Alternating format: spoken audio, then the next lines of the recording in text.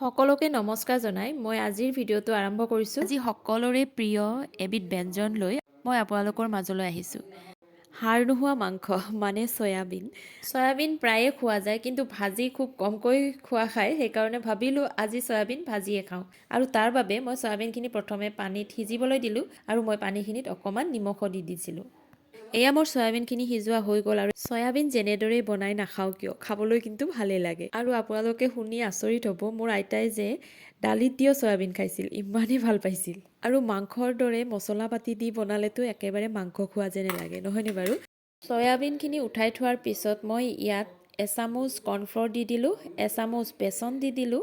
ইয়াত বেচনৰ সলনি চাউলৰ গুড়িও দিব পাৰি, কিন্তু মোৰ চাউলৰ গুড়ি নাছিল বাবে মই বেচনকে দি দিলোঁ। সোৱাদ অনুসৰি ক'লা নিমখ, পৰিমাণ অনুযায়ী হালধি আৰু জিৰা গুড়ি অকণমান আৰু লগতে গোলমৰিচৰ গুড়ি অকণমান। এতিয়া গোটেইখিনি ভালদৰে মিহলাই ল'লোঁ। প্ৰথমতে চামুচেৰে মিহলাব চেষ্টা কৰিলোঁ, কিন্তু চামুচেৰে মিহলালে গোটেইবোৰ ভালদৰে লাগি নাযায়, সেইকাৰণে হাতেৰে আৰম্ভ কৰি দিলোঁ।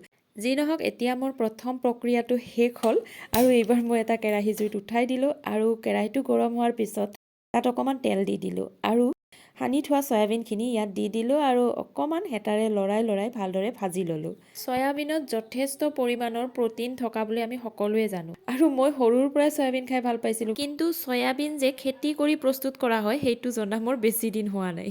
এয়া মোৰ চয়াবিনখিনি ভজাও হৈ গ'ল আৰু এতিয়া এইখিনি উঠাই থ'ম। এইবাৰ আকৌ কেৰাহীটো গৰম হ'বলৈ দি তাত প্ৰথমতে মিঠাতেল অকণমান দি দিলোঁ আৰু তাৰ পিছত পিঁয়াজ আৰু বিলাহী দি ভালদৰে অকণমান লৰাই দিলোঁ। পিঁয়াজখিনি একেবাৰে সৰু সৰুকৈ কটা নাই, অকণমান ডাঙৰ ডাঙৰ চাইজত কাটিছোঁ।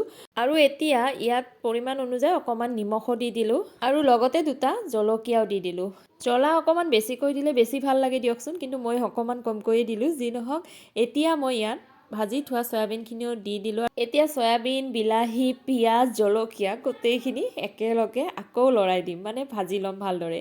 গোটেইখিনি ভজা হোৱাৰ পিছত মই ইয়াত কাটি থোৱা ধনিয়াখিনিও দি দিলোঁ আৰু ধনিয়াখিনি দিয়াৰ লগে লগে মোৰ গোটেইকেইটা প্ৰক্ৰিয়াই শেষ হৈ গ'ল, মানে মোৰ ভাজিখন একদম ৰেডি হৈ গ'ল।